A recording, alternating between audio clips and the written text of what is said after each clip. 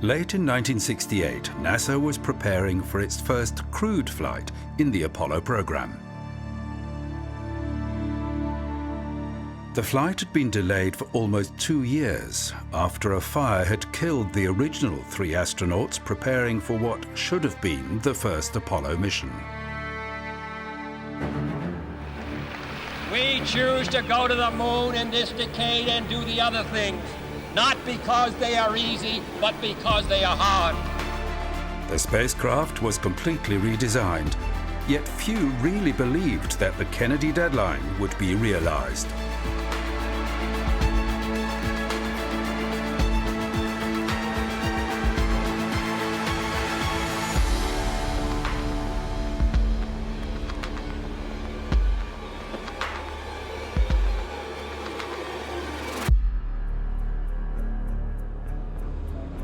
With the end of the Gemini program, NASA's focus shifted to Apollo.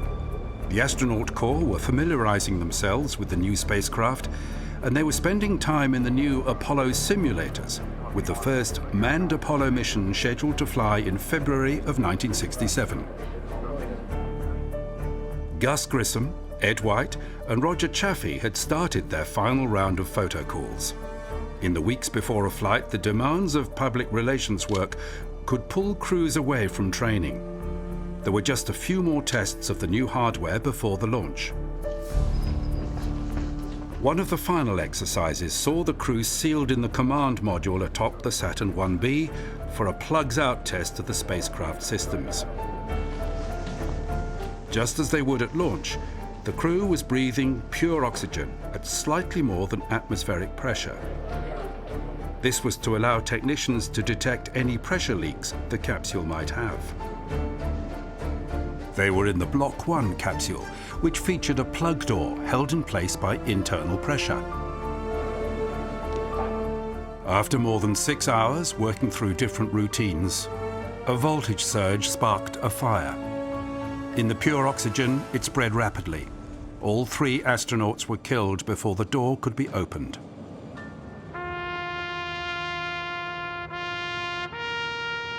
The United States was in mourning, and there were calls for the Apollo program to be halted. Gus Grissom, Ed White, and Roger Chaffee were buried with full military honors.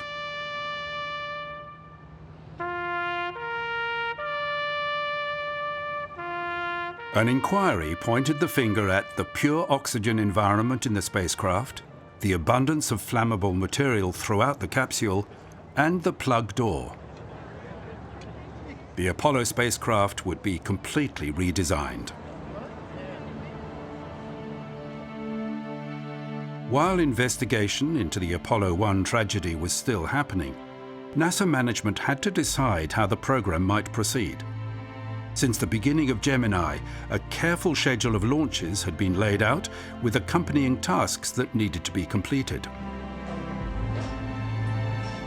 Development of lagging technologies such as the giant Saturn V rocket and the lunar landing craft would continue. The original Apollo schedule called for a series of Earth-orbiting missions launched on Saturn 1Bs using the Block 1 spacecraft. The logic was to master the new technology that was at hand and add missions with the Saturn V and the lunar module as they became available. The second stage of the Saturn V had run into problems. While the NASA philosophy and development of Apollo hardware was to build upon existing technologies, the S2 stage also used hydrogen as a propellant. It needed a great deal of research and development to make the stage reliable. Grumman, the developers of the lunar module, were in uncharted waters. Nothing like it had been built before. The LEM, as it became known, had 2 stages, a descent stage that would remain on the moon, and an ascent stage that would carry the astronauts back to the Apollo command module waiting in lunar orbit. The descent stage had to have an engine that delivered variable thrust. This enabled the pilot fine control to make a landing, but it was also new technology, and the descent engine was giving problems.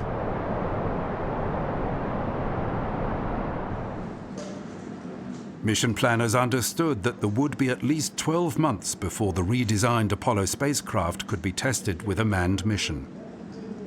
If the lagging technologies became available in this period, all-up testing still left a moon landing within the 1960s possible. During 1967, the revamped Apollo spacecraft emerged. Flammable items in the capsule had been replaced, and the cabin atmosphere at ground pressure now contained 40% nitrogen. Importantly, the door had been redesigned to open outwards in just 5 seconds. Apollo spacesuits had been redesigned too, using fire-resistant beta cloth, and there was a new bubble helmet that did not need to rotate with the astronaut's head. During the pause in flight operations, astronauts continued training. To practice landing on the moon, the Lunar Landing Research Vehicle, or LLRV, used a downward-pointing jet engine to eliminate 5/6 of the craft's weight to simulate lunar gravity. The pilot then used small rockets to maneuver the craft.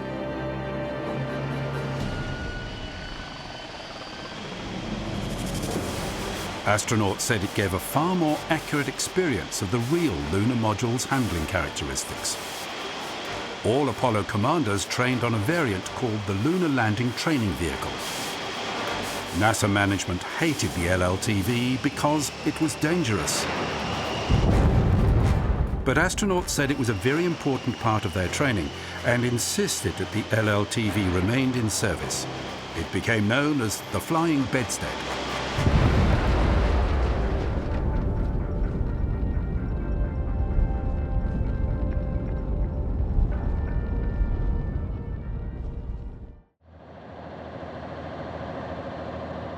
The first unmanned flight of the big Saturn V had been scheduled for early 1967, but a variety of delays kept pushing the launch date towards the end of that year. All-up testing would see Apollo 4 fly with the untried first and second stages, as well as a partially upgraded command and service module. Late in August, it finally rolled to Pad 39A. This was the first time the new crawler had been used to deliver a fully assembled rocket to the launch site. It was huge, but not everybody was confident that the first major test of the all-up concept would be successful. Further delays kept Apollo 4 sitting on the pad for months, and engineers worried that fragile Teflon seals deep within the rocket may have degraded.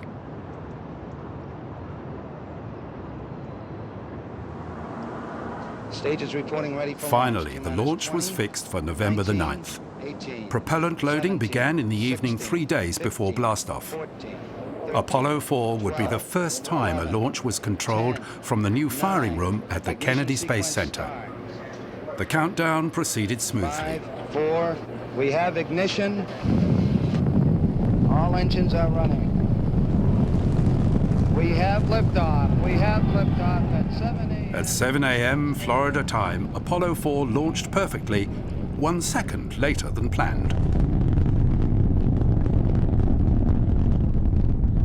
Again, the rocket and spacecraft were rigged with extra sensors and cameras. The engineers were particularly interested in the separation of the first and second stages and the dumping of the interstage skirt.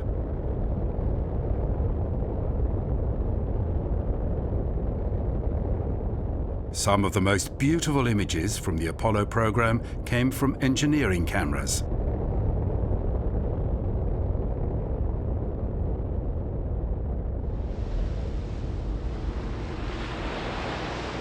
After 8.5 hours and 3 orbits, the Apollo spacecraft landed in the North Pacific.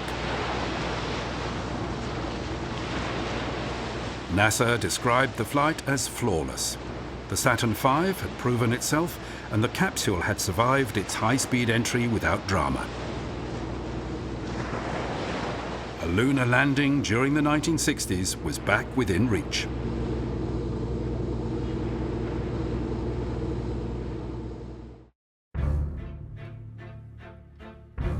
Around this time, an American Gambit spy satellite photographed a giant rocket at the Soviet launch site. While the Russians had never publicly acknowledged the space race, here was proof that they had built an equivalent of the Saturn V. Known as the N1, the rocket relied on a cluster of 30 rocket engines. This footage only became public after the fall of the Iron Curtain. The N1 flew 4 times, and all flights were unsuccessful. NASA Administrator James Webb was made aware of the giant Soviet rocket, but it was never mentioned, although it may have helped with the flow of American funds.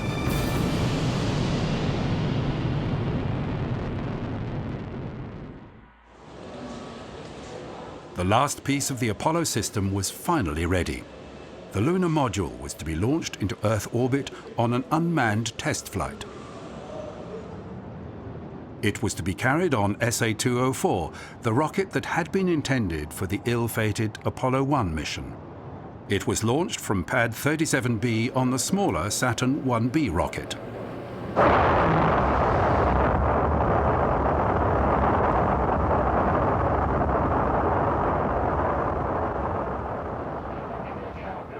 Both the descent and ascent stages were tested, but without any re-entry capability, nothing could be recovered. Engineers relied upon data sent back from the craft. Any shortfalls in performance were due to human error. The tests were declared a success, and for the Apollo program, there would be just one more Saturn V flight before a first manned mission. T-minus 35. Hopes were high for another flawless demonstration of the Saturn V. T-minus 30 seconds and counting. The plan called for Apollo 6 to use its upper stage to push the spacecraft and a dummy lunar module on a path to the moon, testing both the upper stage and the command and service module. T-minus 15. Then the service module engine would fire, practicing an in-flight abort, finally returning for a high-speed landing in the Northern Pacific. 6, 5, 4, 3, 2, 1, 0. We have commenced. We have liftoff. Liftoff at 7 a.m. Eastern Standard Time.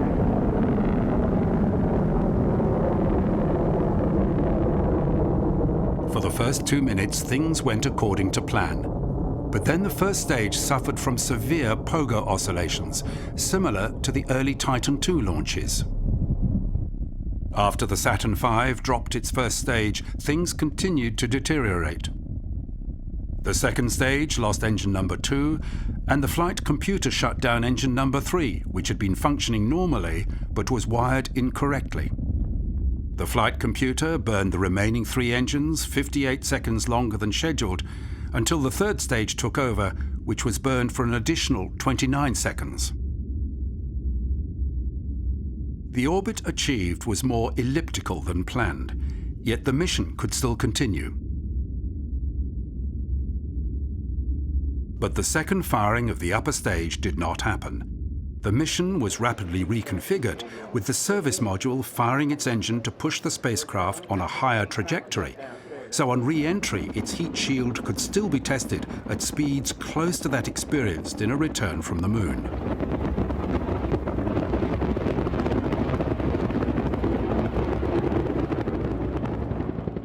After a 10-hour flight, the spacecraft was recovered close to its planned target in the Pacific north of Hawaii. Engineers understood the pogo problem and were confident it could be fixed. Problems with the second and third stages were traced to the J2 engines they both shared. Telemetry pointed to fuel lines in the engine that led to the augmented spark igniter. When a rupture was induced, its symptoms matched the telemetry data. The problems were rectified, and the Saturn V was cleared for manned flights. While the next flight, Apollo 7, would be the program's first mission to carry a crew, it would launch on the smaller Saturn 1B. It was an Earth orbiting mission that would verify the command and service module. Wally Schirra, Don Isley and Walter Cunningham had originally been the backups for the Apollo 1 astronauts who died. Few understood the pressure these men must have faced.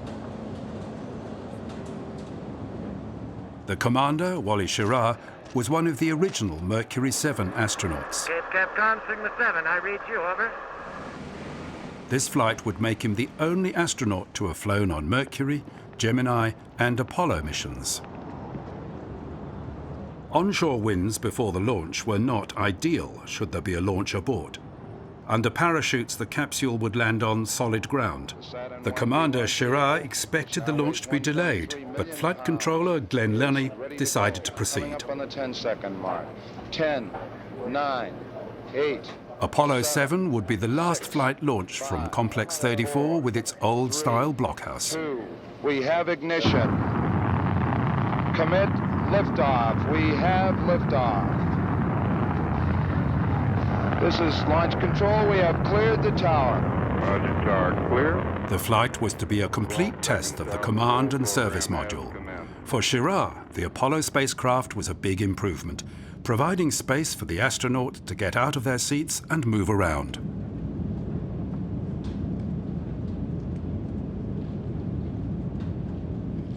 Schirra soon came down with a cold, and it spread to the other astronauts. The crew's first task was to practice rendezvous and docking with the S-4B upper stage. On a moon mission, this would carry the lunar module. The panels that would protect the lunar module had not opened far enough, so on future missions these would be jettisoned. 03020. The Apollo 7 astronauts had a long list of functions to carry out, among them relaying to the American public live television pictures of life aboard their new spacecraft. To the annoyance of those in mission control, the first broadcast was blocked by Schirra, who said they were too busy. There were mixed feelings about the scheduled television broadcasts. While they had very little to do with the function of the spacecraft, the American taxpayers who funded NASA were keen to see their boys in action.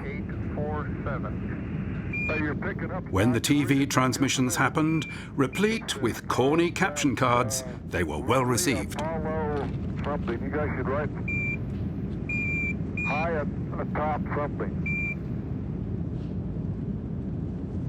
Testing of the spacecraft's main engine was a major part of the mission. It had to perform reliably for lunar flights. Any failures could see crews trapped in lunar orbit. While the Apollo 7 astronauts were donning their spacesuits in preparation for the return to Earth, another tense interchange took place.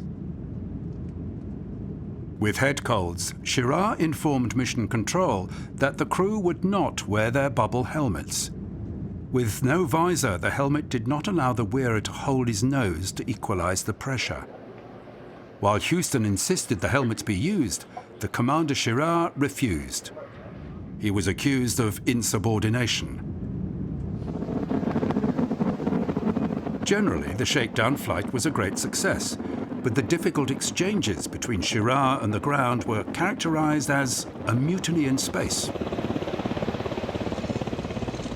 The spacecraft did everything that was asked of it, though there was a problem with fogged windows, but the Apollo program was back on track.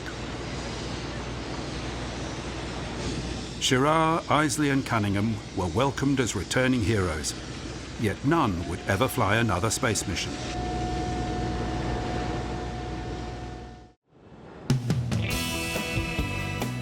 In August 1968, months before the Apollo 7 mission, it had become clear that delivery of the next lunar module would be late. This forced flight directors to find a mission that could keep Apollo moving forward, even though it would not have a lunar lander. A mission to orbit the moon could help answer questions about long-range communications and thermal protection in deep space.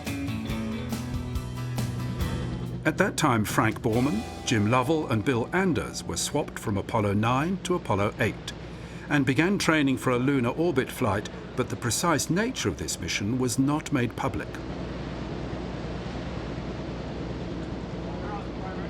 The CIA had received intelligence suggesting that the Soviet Union was planning a lunar flight, and NASA decided to be less open about Apollo 8's flight plan.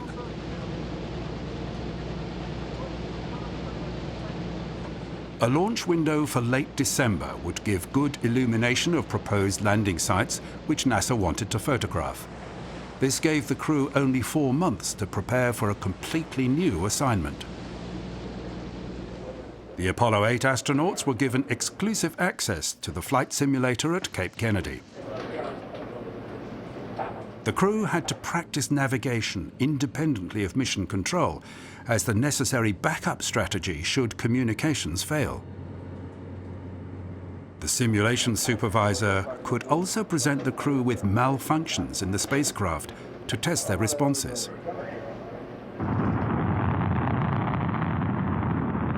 The Marshall Space Flight Center had tested the changes to the Saturn V needed after the problematic unmanned Apollo 6 flight. The rocket was stacked at the Kennedy Launch Center, and in October it was rolled out to Pad 39. Yet at this stage, NASA officials continued to say publicly that the exact nature of the Apollo 8 mission had not been decided. Public interest was strong because this would be the first time a crew had flown on the Saturn V.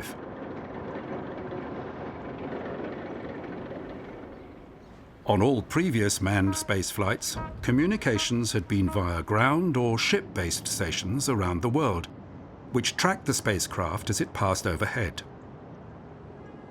Apollo 8 would make only one Earth orbit before heading toward the Moon.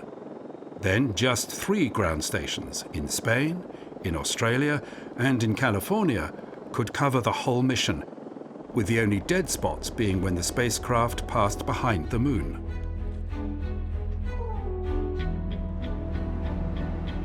In the early hours of December the 21st, 1968, Apollo 8's Saturn V was being prepared for launch. Soon it would begin taking fuel. While Borman, Lovell and Anders only had 4 months to train for this mission, they were enthusiastic.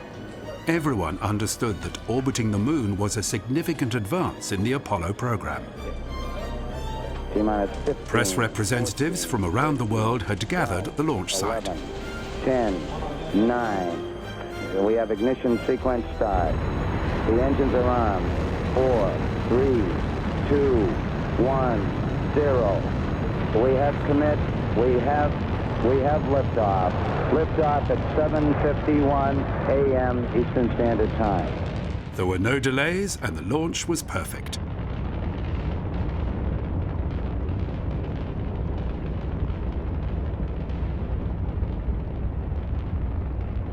The astronauts, who had never flown on the Saturn V, were apprehensive. Bill Anders described it as like being in a train on a poor track. There was tension in mission control. This was a completely new type of mission, although it was one that had been years in preparation.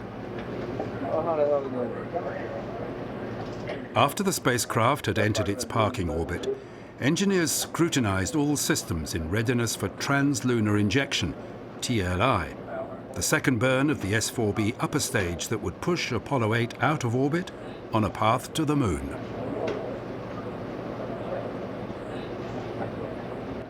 Michael Collins had been an Apollo 8 crew member until minor surgery interrupted his training. He was serving as Capcom for the mission. He gave the all-clear for TLI. After a 5-minute burn, the command and service modules separated from the upper stage. While they had no lunar module, the S-4B carried a test article similar in weight to the lunar lander. Onboard navigation was carried out via a sextant built into the back of the spacecraft, but a cloud of debris surrounding the capsule made sighting stars difficult.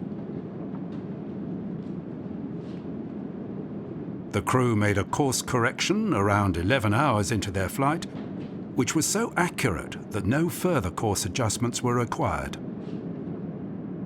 Because the window's fogging problems persisted, and the attitude the spacecraft had to adopt for cooling, the crew was unable to see the moon, but they could see the Earth.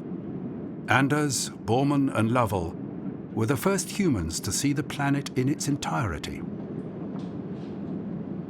Because fundamental questions about the spacecraft had been answered during the previous mission, most of the astronauts' tasks involved operations in deep space and photographic reconnaissance for subsequent missions. After 3 days, the Apollo 8 spacecraft reached the moon. If unchanged, the trajectory would see the craft loop around the moon and return. To go into orbit required a 4-minute and 7-second retrograde burn, made while the spacecraft was behind the moon, out of radio contact. Again, mission control was apprehensive. There was nothing they could do, and their monitors had no data. They waited for re-establishment of communications. Apollo Control, Houston, we've acquired signal, but no voice contact yet. We're standing by. Apollo 8 emerged from behind the moon at the predicted time. The orbital burn had been perfect. The flight plan called for 10 orbits, and much of this time would be devoted to photographic observation.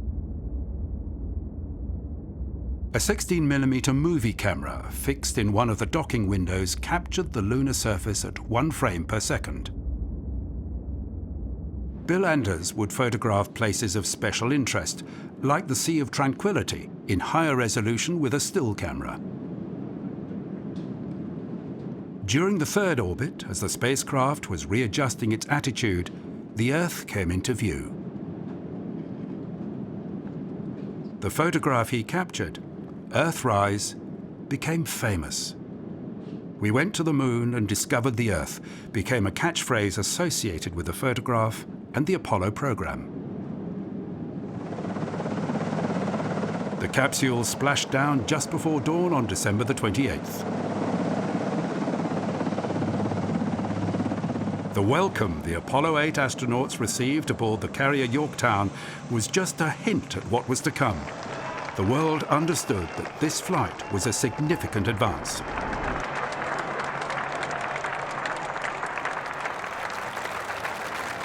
Less than 2 weeks before the end of his term in office, President Lyndon Johnson welcomed Borman, Lovell and Anders back to the White House. The final piece of Apollo hardware was ready for a manned flight. Nothing like the lunar module had ever been built. With the success of Apollo 8, the new compressed lunar exploration timetable looked realistic. 4 missions were scheduled for 1969. Apollo 9 would test the LEM in Earth orbit. Apollo 10 was to test the LEM in lunar orbit. In mid-year, Apollo 11 would make the first landing attempt, and late in the year, Apollo 12 could still make the Kennedy deadline should the first attempt fail. Apollo missions stretching to Apollo 20 were planned. The booster for the Apollo 9 mission that rolled to the pad early in January 1969 had been modified. The first stage's engine chamber inner core had been removed, and thinner, lighter skins on liquid oxygen tanks also saved weight.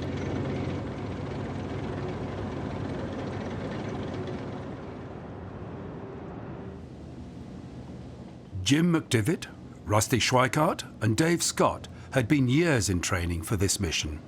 The flight had been delayed for several days to allow the crew to recover from a viral infection. 9. We have ignition sequence start. 6, 5, 4, 3, 2, 1, 0. All engines running. Commit. Liftoff. We have liftoff at 11 a.m. Eastern Standard Time.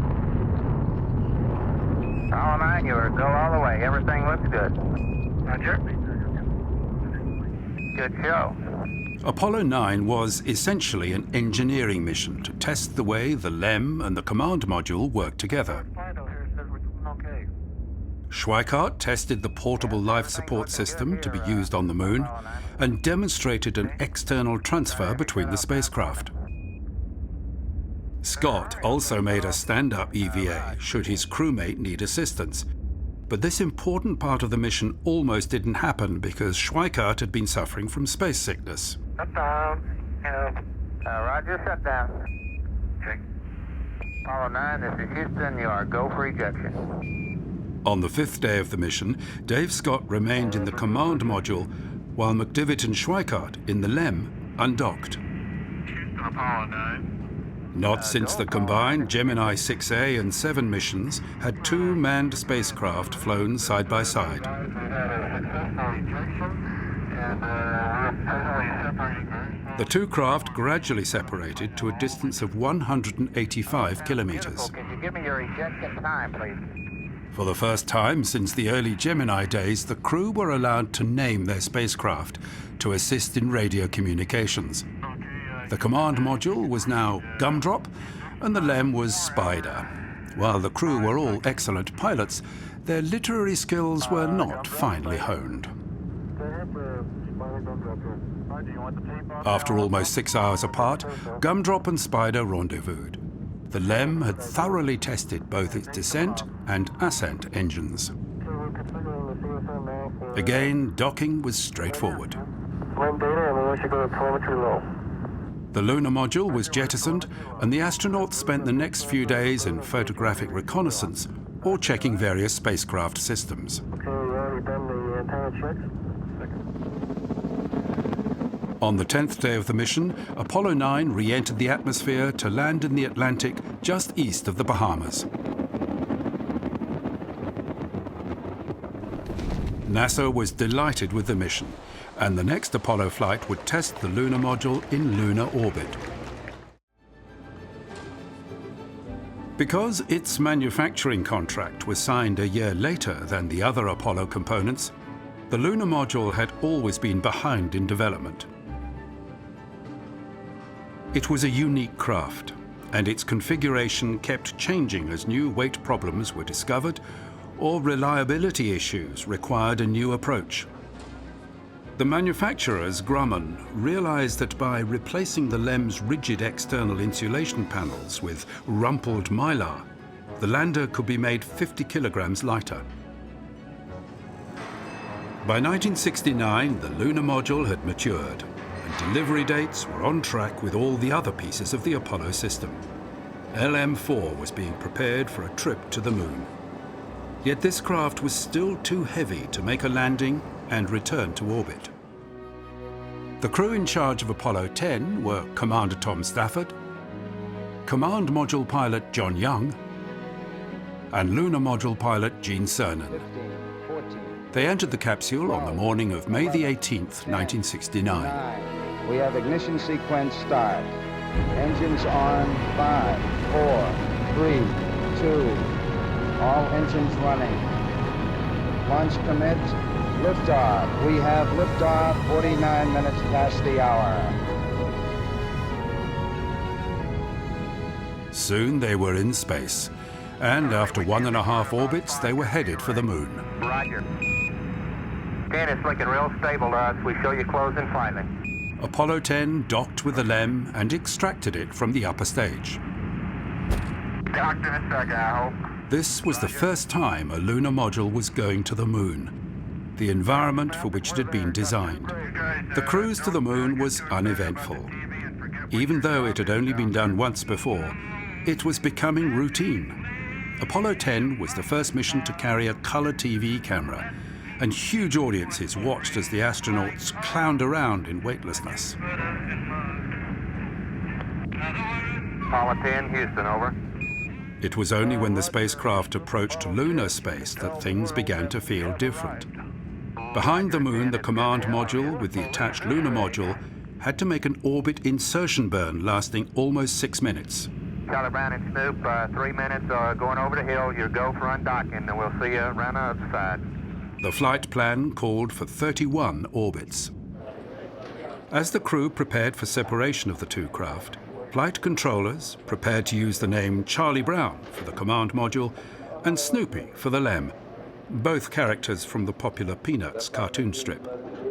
While managers at NASA thought these names were flippant, NASA itself had already adopted the name Snoopy as awards for excellence in workmanship for spacecraft builders. The names were very popular with the public, so NASA accepted them. Roger, each line clear. Snoopy, let's go for DOI. On the fifth day of the mission, Snoopy broke free from Charlie Brown, deployed its landing legs, and waited while John Young in the command module inspected the craft. 6 miles, he was doing 60. And LM-4 was still too heavy for a return flight from the lunar surface. Accordingly, it was underfueled so that it would be equivalent in weight to later versions of the craft that would make the landing. As both Charlie Brown and Snoopy passed above the lunar surface, their orbits were perturbed by variable concentrations of mass within the Moon. These became known as mass cons, and NASA had realized they would have to be mapped after Apollo 8 followed a rather lumpy orbit. Okay, I'm ready. A final major objective was making an orbital abort. Should a future LEM have problems during descent, its upper stage could separate and return to the mothercraft.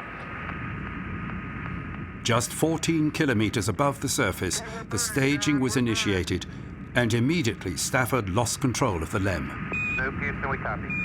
It's the gibble light. Forget about it, babe. An attitude control switch was incorrectly set. It was flipped, and control was manually re-established. Rendezvous in lunar orbit, once regarded as a highly complex challenge, was completed easily. For the rest of the Apollo program, it would be the command module that would be the active participant in the docking procedures. This went smoothly. Photographic work done on this flight led to the selection of a landing area in the Sea of Tranquility for the Apollo program's next flight, Apollo 11, which would make the first lunar landing attempt. Roger, Houston, we are returning to the Earth. Over. Even while Apollo 10 was still in space, a new Saturn V was rolling to pad 39A.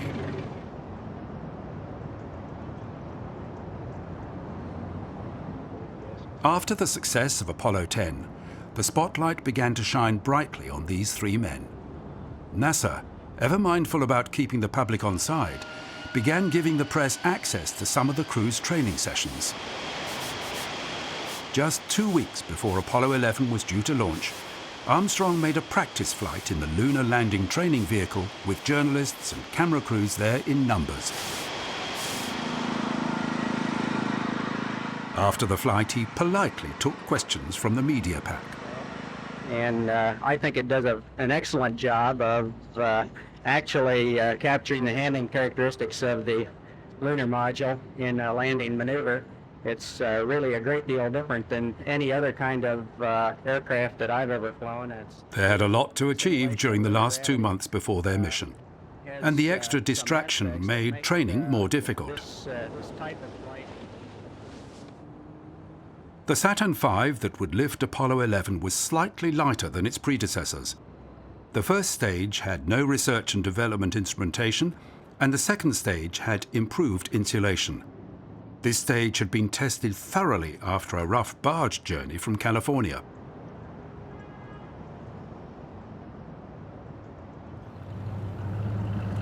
For several days before launch, crowds had been taking up vantage points around the launch site. By July 16th, launch day, more than 1 million people had arrived. Flight to land, first men on the moon. Within the Kennedy Space Center perimeter, NASA had erected stands for VIPs. 1 minute, 25 seconds and counting. Our status board indicates the third stage complete. Neil Armstrong admitted it would have been good for his team to have another month to prepare, but the Kennedy deadline was approaching. For Americans, the space race was still real. The final lunar surface agenda had only been completed late in June, and ceremonial duties such as erection of the Stars and Stripes and taking a call from the President were now part of the plan. Seconds and counting. Neil Armstrong just reported back. NASA realized that Apollo 11 had a 50-50 chance of success. The spacecraft would launch into a free return trajectory. A major propulsion failure would still see the capsule loop the moon and coast back to the Earth. Stage tanks now pressurized. 35 seconds and counting. We are still go with Apollo 11. The Apollo 11 astronauts entered their spacecraft around 2 hours before launch. Astronauts report it feels good. T-minus 25. The weather was perfect, and the countdown went smoothly. 20 seconds and counting. T-minus 15 seconds. Guidance is internal. 12, 11, 10, 9. Ignition sequence starts. 6, 5, 4, 3, 2, 1, 0. All engine running. Liftoff. We have a liftoff. 32 minutes past the hour. Liftoff on Apollo 11. Tower clear.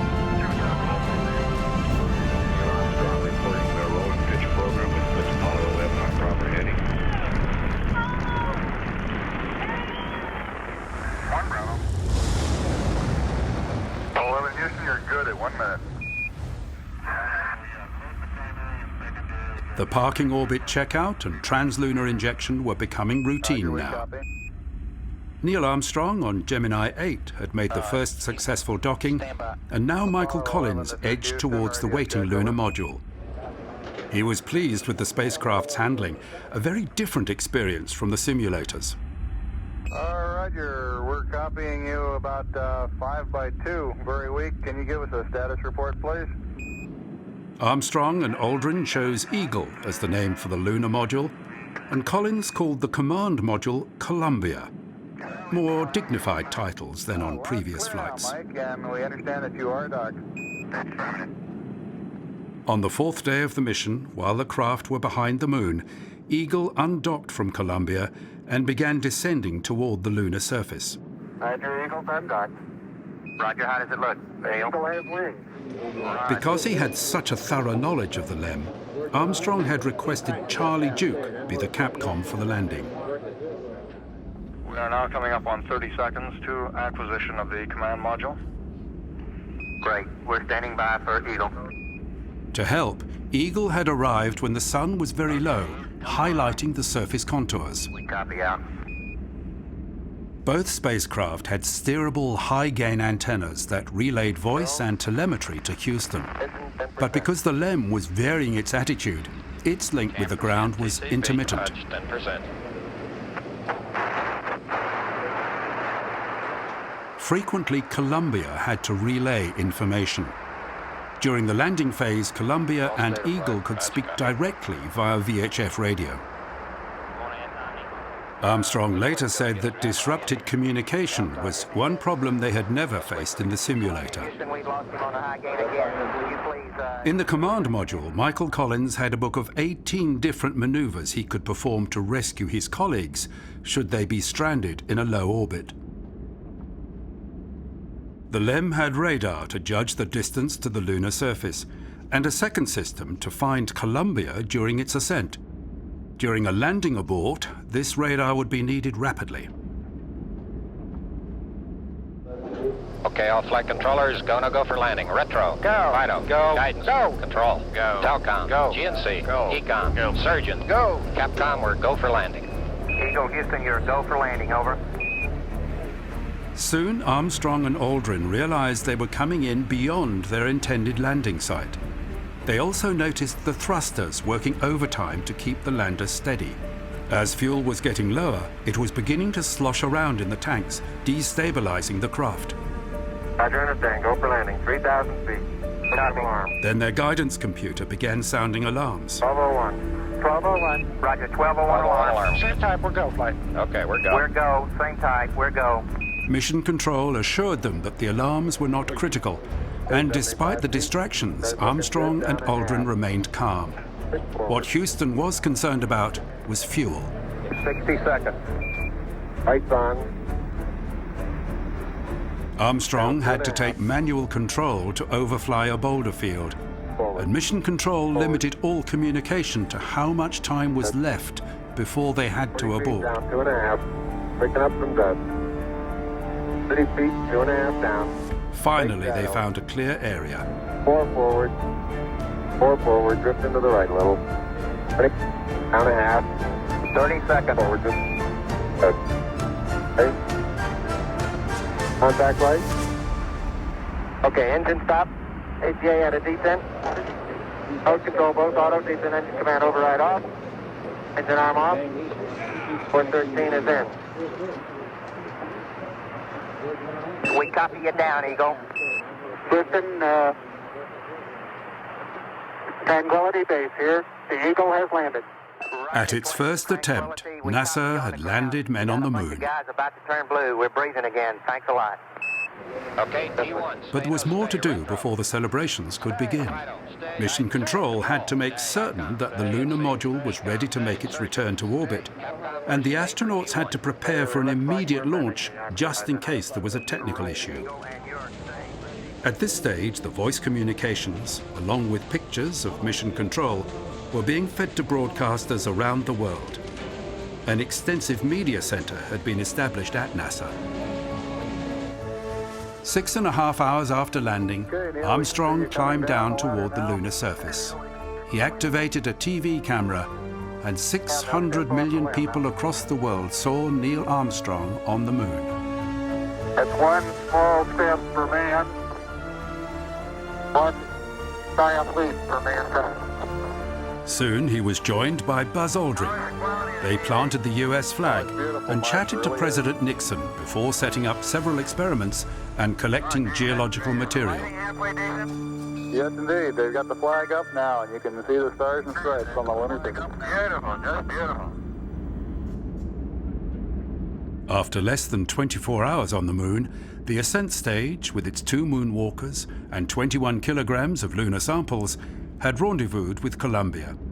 The Apollo 11 crew were back on what NASA viewed as a well-worn path. There were no more reconnaissance or experimental duties, so the crew had a relaxing voyage back to Earth. Storms were threatening the planned mid-Pacific recovery, so trajectory planners had to implement an untried re-entry method to bring the capsule down in calmer waters. The landing was routine, and Captain Karl Seiberlich of the aircraft carrier Hornet, serving as the base of recovery operations, had named the mission Hornet Plus 3. The team in Mission Control began celebrating. The astronauts spent 3 weeks with doctors in isolation at NASA's Lunar Quarantine Unit. What happened next, no astronaut had trained for.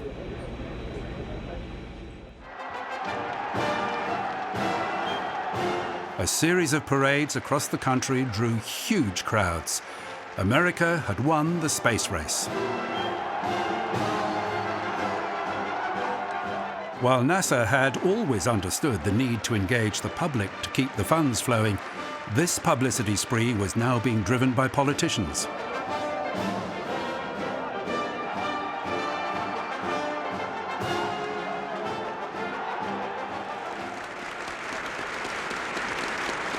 In September, Armstrong, Aldrin and Collins addressed a joint session of Congress.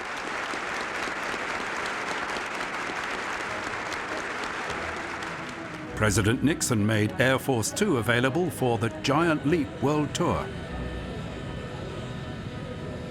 The trip was organized at the last minute by the State Department in conjunction with US embassies in 24 countries. No one was prepared for the volume of people who wanted to see the astronauts. In Rome, they met the Pope. In London, they met Queen Elizabeth. Everywhere they went, they were surrounded by crowds or photographers. In Berlin, they looked over the wall dividing East from West and saw their Cold War adversaries. There were dinners and gift-giving and civic events and more parades. The Apollo 11 astronauts and their wives visited 24 countries in 37 days. And while the State Department saw the Giant Leap tour as a resounding success, Armstrong, Aldrin and Collins were ill-suited to the role of celebrity. Even back in the United States, it was difficult to escape the adulation, and within 2 years, they had all resigned from NASA.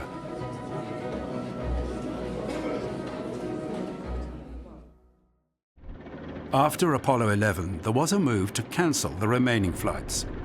Ultimately, the last 3 planned expeditions were eliminated, and there was little public outcry. There were 6 more Apollo missions to the Moon, 5 of them successful.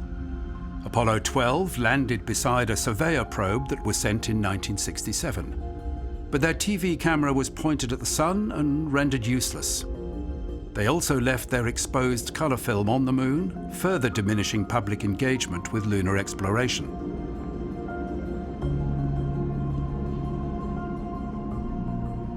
In 1970, when Apollo 13 was attempting the 3rd moon landing, network television no longer showed live transmissions from the spacecraft. Houston, we've had a problem. Interest revived when it became a life and death drama after an explosion in the service module left the crew relying on the lunar module. We're looking at it. It was hailed as a successful failure when the crew only just made a safe return. As the moon landings continued in the early 1970s, the missions became more complex, with astronauts landing in more rugged terrain and having an electric rover to take them far greater distances.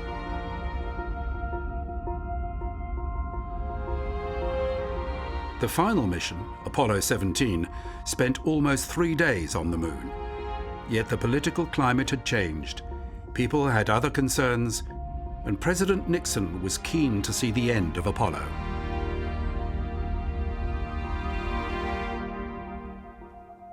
Only now, more than 50 years since the last lunar expedition, is there talk of returning to the Moon.